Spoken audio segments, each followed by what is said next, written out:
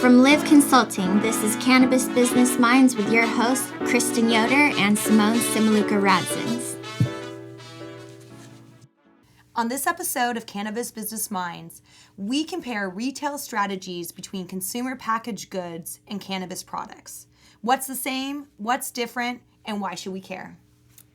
Yes, this is a very interesting topic because there are so many sneaky little psychological tricks that retail centers, shopping malls, grocery stores use. And grocery stores specifically are very interesting psychology, very, very sneaky people. And it's not just retail or grocery stores, it's everything. I mean, it's marketing. But why we did this episode is really to compare CPG and cannabis and why those are a little bit different.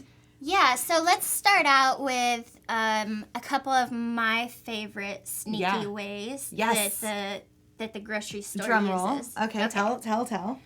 So one I just found that was really interesting, I wouldn't have even thought, but in some grocery stores, they use smaller tiles in aisles with higher priced products. And the tiles make your cart sound louder.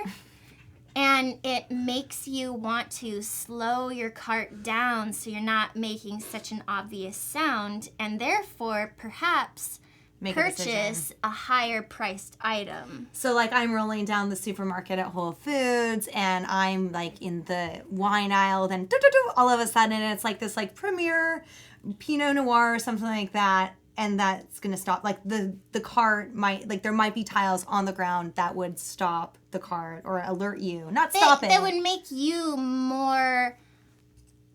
everyone more aware of your presence. So it's like, you know, when you're driving or you're pushing the shopping cart with the messed up wheel, one of them, and then it's like really loud and you're like, oh, it's so like embarrassing. It's the reverse one. Wow. That's crazy. That's I've crazy. Never heard That's that strategic. One. And it's strategy beyond what people think is strategy. Exactly. And then one of the things we were talking about yesterday was that in American culture, you know, when you're going into a retail shop, we tend to shop the stores counterclockwise. So when you go in, imagine you're going into the door, you take the right and you don't take the left. Now, I take the left, but maybe that's because I enter the left entrance. Yeah. You know? Yeah. But maybe I don't know, but that's crazy. Well, it's crazy because then if a company knows that that's the decision, you know, pattern that a consumer takes, then they can strategically place items to know, okay, well, maybe she's not going to make the full loop. Put in the high-priced products or something at the very beginning. Because what did you find in grocery stores? Well, with that said, I had found that they will place shiny objects along the way in the counterclockwise motion to catch your eye.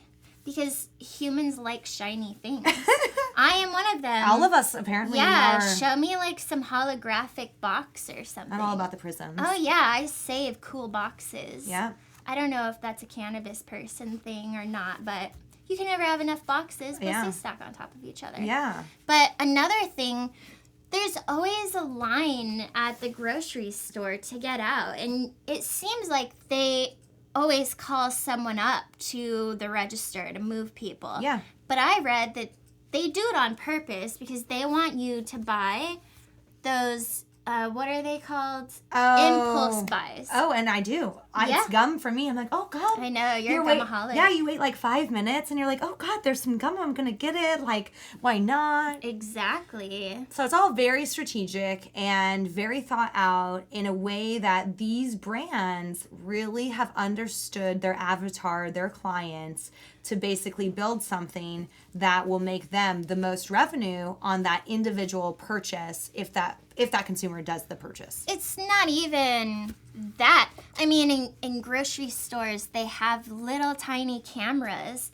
that track your eyes to see what are you looking at, how long are you looking at something. That seems like that's a little invasive. I read that Kroger has heat sensing technology that will show where you're at in the store. and how long stand there. I believe it, though, because even for Calagia, and if people are listening, and I mean, clearly this economy is completely digital based, right? So our websites, our real estate, it's how we communicate with people if we aren't in a retail store, right? So for Calagia, and we actually should do this as well, you can install a map on your website to know where people are hovering and spending the most time. So like in this weird way, if you can figure out how to talk to a consumer online, which is what people are paid thousands of dollars to do, it's probably, I'd be curious how similar it follows like the grocery store.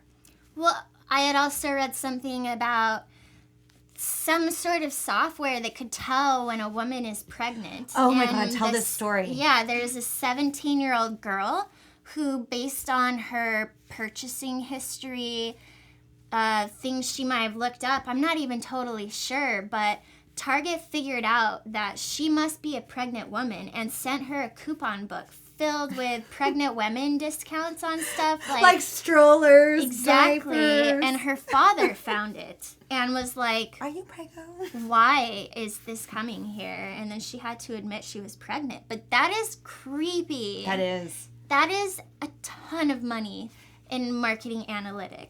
And that's like perfect. I was just about to segue because I'm thinking people are like, wait, this is Cannabis Business Minds. Like, why are they talking about pregnant women at Target? Well, the point that we want to make in this episode is that the numbers are speaking for themselves. Like, these companies are investing, you probably know the stat better than me, isn't it about 20% of their revenue on total marketing, right? So imagine whatever, $1 million of total revenue, 20% of that is going to marketing. And of that 20%, I want to say it's like 57% is going to this strategy that we're talking about. Which is crazy. I mean, it's totally believable, but it's also crazy. But so when we ask, what's the same, what's different, why should we care? Well, what's different is a consumer packaged good doesn't have a salesperson in the store where they place their item, what they're next to, what their packaging is. Every single thing is extremely strategically well thought out. And tons of money put behind that to make sure that they can sell it as much as possible without anyone physically selling it. Because Kroger is not going to go say, hey, Kroger employee, you know what? I want you to be very incentivized to sell that great Coca-Cola or whatever, right? Unless, I hardly doubt it, maybe there's an incentive with Coca-Cola. But no, I've never been to a grocery store and been upsold. No, not at all. And I don't think being in a clothing store where they help you bring you clothes, I've never been upsold.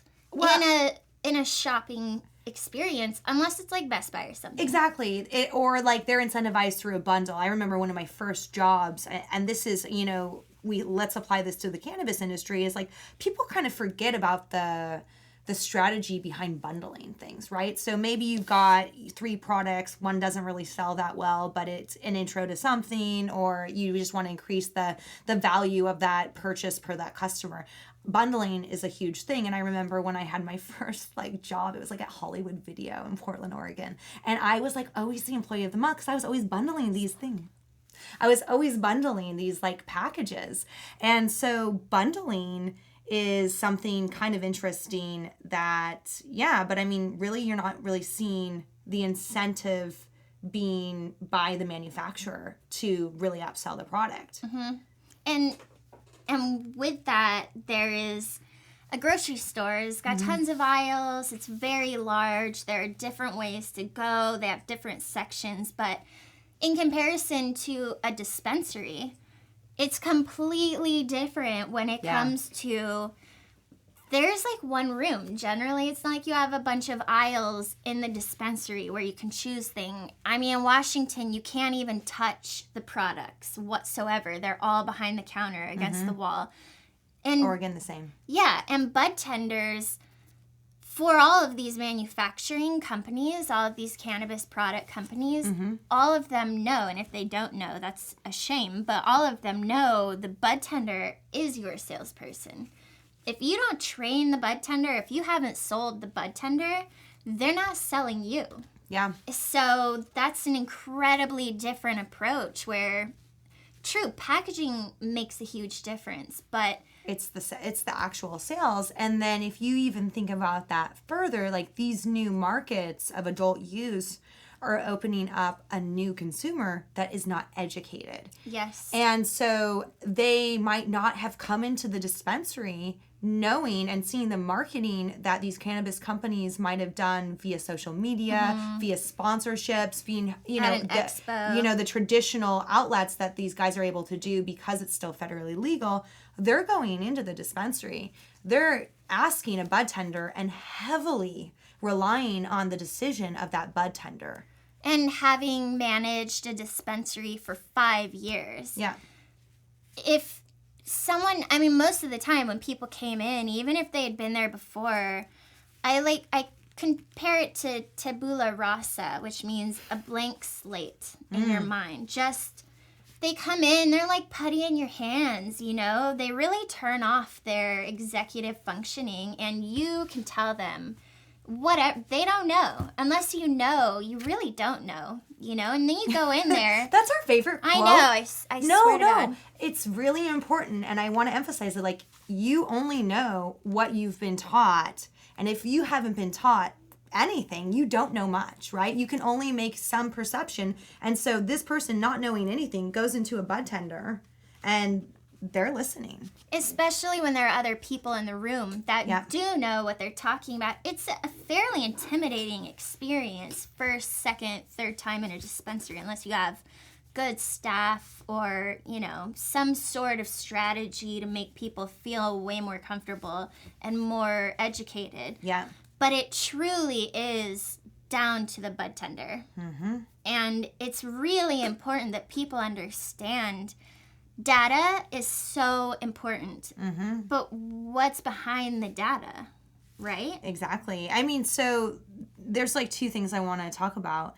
First one is, I'm sure people are listening like, well, no, there's platforms to give the patients more information about strains. Yes, there are. Yeah, if they use the internet. If they use the internet, even if they do, they're still overwhelmed because they're going to go to the dispensary. They might have seen Gorilla Glue, and then they go to this dispensary with shiny objects that we talked about. They don't know how to make an accurate decision, but to make their decision, they still have to go talk to the bud tender. And they can't go, oh, I never thought about this. God forbid the bud tender isn't educated. Which is well, I don't know. I don't want to offend anybody out there, but from my experience, it's very nice to have an educated bud tender. Absolutely. But education, again, is an interesting point of discussion because it's federally illegal. Well, not only that, though, but also the education tends to be left up to the product manufacturing companies to come in and really train the bud tenders to be their advocate for the product. Yeah. And I think that's like a perfect segue into, how do you marry these two? Because in a traditional CPG setting, tons of marketing dollars are spent on, product placement and actual traditional advertising. And incredibly advanced technology. And just strategy, right? And here in the industry, I feel that what I've seen on a much more representative, tons of focus. Well, in regulated markets, much more in Facebook, Instagram, social media, which is still scary because legally you can't advertise cannabis. Well, half the time they shut you down. Yeah. So that's like one. Sponsorships is another. And then, from your experience working in product development and, having, the cannabis side, firsthand, a lot of it is spent on, a lot of money is product development, research, marketing, and packaging. But what's interesting is research is not a common thing. Really? In my experience, a lot of cannabis manufacturing companies are ran by non-cannabis people. And people tend to make assumptions, or maybe they're like, oh, I really like this. That's a great idea. Or like, hey, that brand is doing this. We could do it better. But there, up until recently, hasn't been any shopper data. There's been no sort of place to find this information to do the research anyways. And you're like left to go on weed maps and see, oh, this product is in so many. I mean, how do you even figure it out? Yeah, I mean, to figure out where a product is, it's like you have to go now on their website, see what dispensaries they're in. You can't, I don't know. Maybe it exists and we're just not aware of it. Well, there are now data website people. Oh, like BDS analytics. Exactly. Yep. Well, and so that's interesting. I do want to talk about some of the stats that are out there. I was just like preparing for this. There was an article. So BDS analytics, we have got to get Liz on the show. Yes. Is basically, and she'll be able to talk to it a lot more, but that is where data junkies want to go. You will be able to access the data to give you consumer insight, right? So to understand what is the best selling strain, to understand what is the best edible manufacturer, and then understand kind of what's the market. Mm-hmm. And that's huge because we still don't really know what the true cannabis market industry is. 21 billion by 2020, but with clear data like this, you can clearly kind of be able to estimate a bit better. And I don't know if Los Angeles specifically is anything like the rest of the country, but in this city alone, you have every kind of demographic you can imagine when it comes to the cannabis consumer. There are people that are about how much does it cost, you know, or how potent is it, or how cool does it look, like how high is the quality. They're not the same consumer. No, it's knowing your avatar. The dispensaries are not the same advertisers, and the bud tenders are not the same people to speak to the people you want. And without having data, then how do you know if you were to go into a place like Los Angeles, where to sell your products? Where do you focus your marketing efforts? Yeah, absolutely. And that's why you have to plan and strategize and be able to see that. And I think one common area of improvement we see with our clients is that we're like, focus on one client. Focus on, okay, what's your product? Who's it talking to? And utilizing the 80-20 principle, where do you focus? Yes. I think so many people need to kind of be focusing on that a little bit more. Especially when there are several different ways you can go and no one to really tell you what to do. And I think almost every company at some point, especially when they're younger, wants to be everything to everyone. And by doing that, you are nothing to anybody. The point is figure out what you do and do it the best you can. And be great at that. And then maybe expand. But know who you're going after. 100%. Know what they look like, what they drive, what do they eat. That sounds crazy, but these things, everything influences us. Yeah, and just like trying to tie this back to our original thing, it is so strategic. The fact that there are companies that are spending, I'm going to tell you, it was $225 billion annually on marketing CPG manufacturers, right? I mean, that is significant spend. And so strategy is there. And without a true strategy, understanding kind of the retail market, it's going to be really hard to sell your product. Have you ever seen grocery store marketing? I don't know what it's called. It's called a planogram, which is how you design your shelving. You know, like what do you put next to what? It's called a planogram. I've actually seen it a few times in my life where these are the people that come in, they look at the produce department, they're like, okay, we need to put the flower section over here, add LED lights above the produce to make it more vivid, more contrast. These people come in and they don't just work off of data. They physically go to these stores and get a feel for the shelf space, competitors, everything before they pay to put their product in there. Then I don't think that happens with cannabis companies other than you send your sales rep in once. Well, yeah. Well, and I think it's interesting because I think there's almost like two points to this discussion, right? Are you a retailer or are you a manufacturer, cultivator trying to get your product in, right? And so for the retailer, I know that there's a lot of like dispensary designers, and I'm sure they probably go in and do that aspect to it. I'm not actually positive. I've never worked with one, but I know a lot of these guys are spending significant amounts of money designing their dispensary. So I would hope that it would be in an effort to maximize the return. Like, I mean, if you're thinking on an adult use profit driven market, to maximize the purchase price for that customer, if you're talking business. Having managed a dispensary, not in a regulated market, maybe I have no idea what it's like now, but it's all about increasing traffic, foot traffic, creating an atmosphere that you feel comfortable in, that you want to come back to. But it's not about how can we sell these manufacturers' products best. And the pricing is not about getting more money. It's usually just doubling the margins. You know, it could have been just my dispensary, but it seems to me that dispensaries are focused on bringing in patients. Manufacturers are focused on selling their products.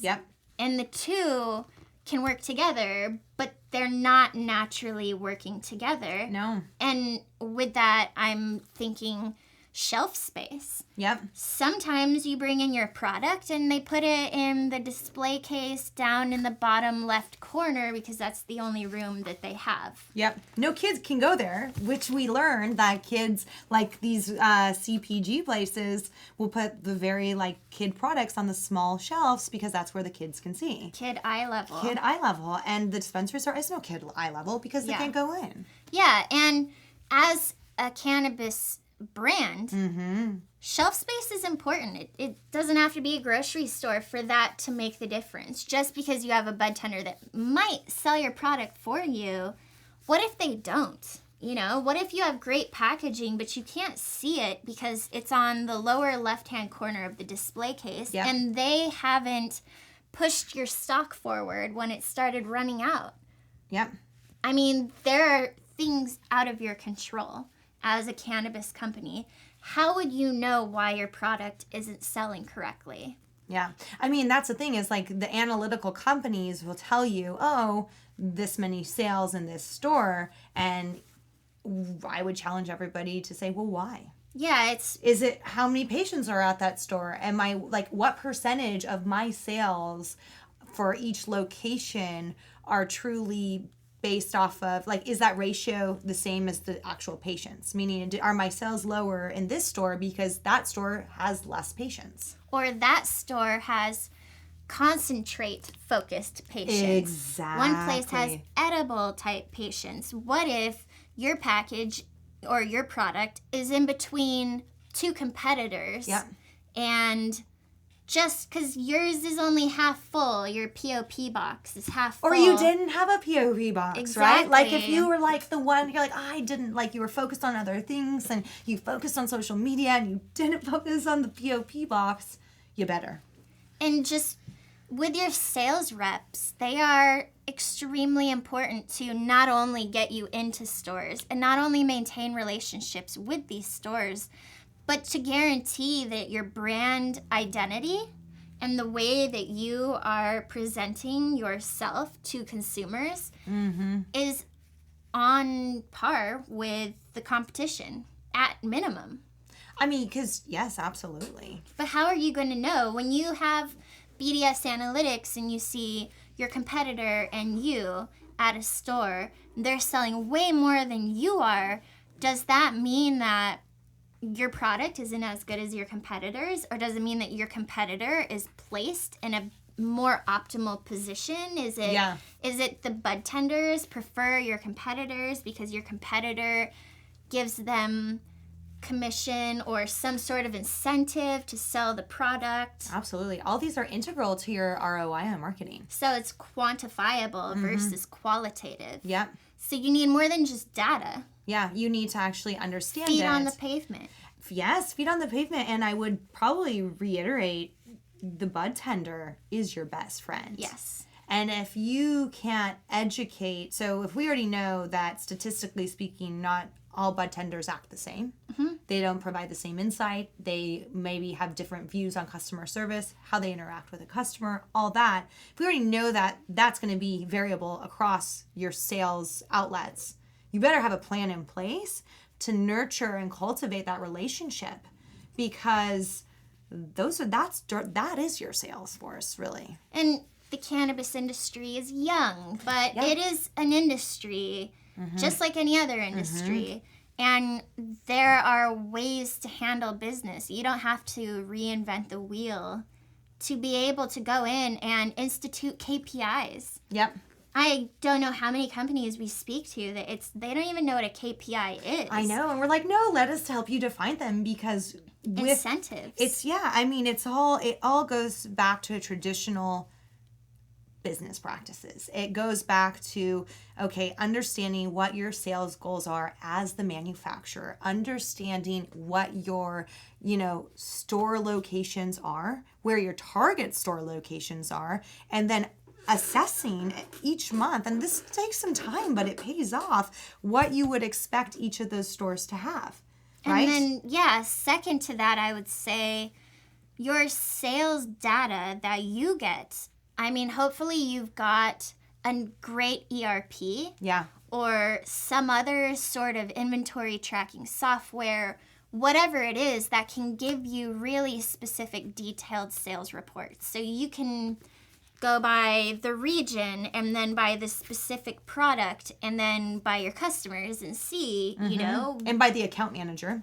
Yeah, by the rep, everything. But without even having that, how do you even know what your ROI on your marketing spend is? You don't. And that's where we help people. But and so I always want to give some tidbits to people that are listening before we wrap this episode up. Is someone I am imagining, oh my God, I'm a manufacturer. I am kind of looking at my sales data. I don't even know if I sell more at this store versus that store. What can we tell them right now to give them some advice and some things that they can implement today? Ask people. It's crazy why we think we need to go out there and be sneaky or do all of this data research and purchase all of these reports when try being a secret shopper once in a while. Why don't you go in there and ask for your product and see what happens? Yeah. Obviously, if you're a big company, there's way too many stores for that. But you would be amazed at how much information you can get willingly by asking questions. And not saying who you are, don't wear your shirts, don't be branded. Yeah, it's like undercover boss. Yeah. That's what we've done for clients. Exactly.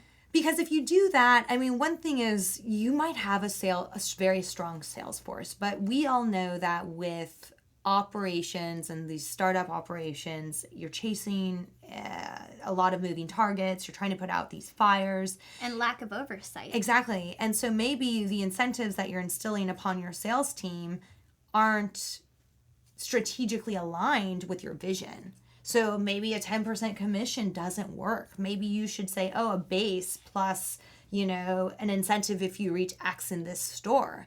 And just by changing that small equation of how you incentivize somebody monetarily, they also might be able to see some differences. And that is the incentive within the manufacturing product side. Yeah. When it comes to the dispensary side, offer the dispensary a gift or something where if they sell so much of your product, you'll get them a big screen TV for their waiting room, or take them to a VIP branded party. Exactly. These guys are a young workforce that are a millennial generation, which, by the way, I went to the startup convention, the one that you couldn't go to at UCLA.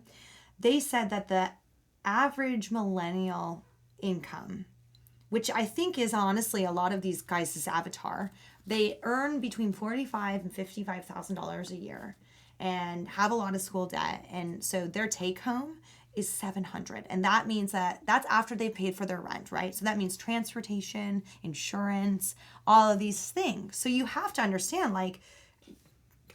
your consumer so badly, because if you're pricing your product to a millennial at a price that and whatever our generation or more of an established consumer can afford. Holy shit, like maybe I can't say that on iTunes, but like that's insane. Like you've got to do a little bit of research too. And I think a lot of people believe that if you price something too low, people won't think it's quality. If you price something high, people will think, oh, well, I'd rather get the more expensive, better one. But after leaving the dispensary, I finally realized, like, oh my God, cannabis cost a ton of money. I never had to pay for it before.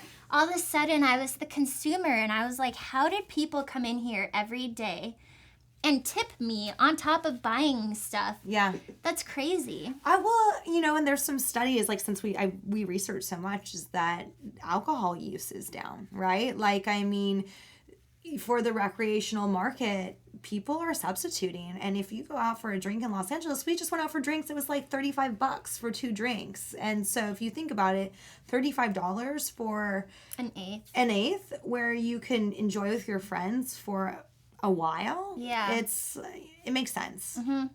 So I think our main takeaways, the CPGs know what they're doing.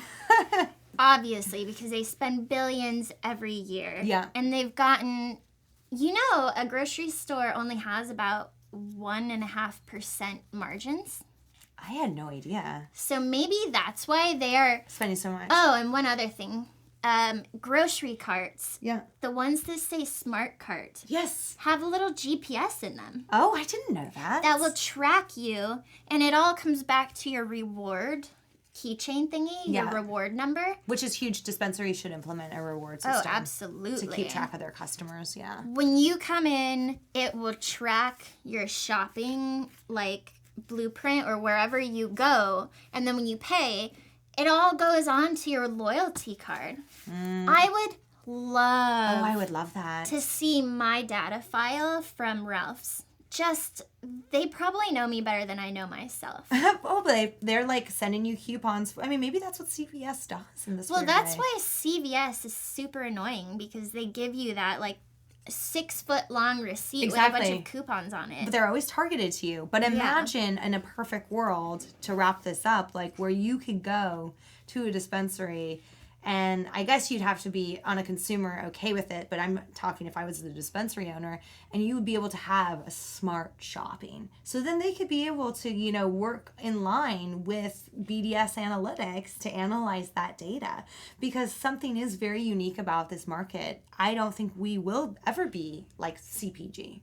I mean, just the sheer fact that it's so regulated, there's one outlet that you can go to. Yeah, but CPGs are going to take over the industry probably, because they have all the money, they have the distribution, they have everything. They have all the insights. The minute it's no longer federally scary. Yeah. They are going to take over, as they do with everything. I'm curious though, because the end, still the bud tender in the dispensary, so... As long as it's small, yes. Yes. Though if I was if I still ran a dispensary, I would consider charging more for premium shelf space. I mean, that's the main thing to do. Like, do you want... I'm curious if there's any dispensary owners out there or manufacturers. Let us know if this is something that's already going around. I know that for who we're working with, it's not. I'd be curious to know. Sales reps come in, they look at the stock.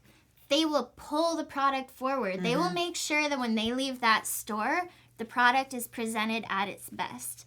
That's like 3 to 5% of sales reps. The rest of them... They're too busy trying to, They're relationship builders, which relationships are important, but so is appearance, especially when you're overwhelmed as a consumer and you're like, I don't know, there's like 50 chocolate bars. Exactly. So I guess key takeaways, it's...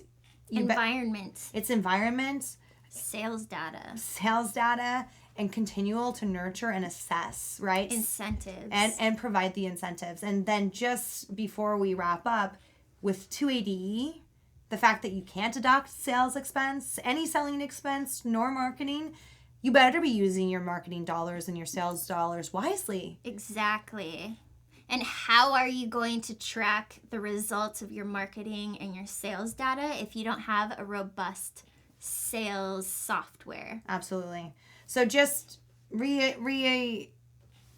I'm trying to what is the word? Yeah. Know your data. Know your data and go out into the stores. Don't be behind the screen and that's where you get all your information. Put your feet to the pavement. Walk into these shops. Walk into the worst selling shops that you provide product to and see if you can't do some sleuthing and figure it out. Totally. It's cheap.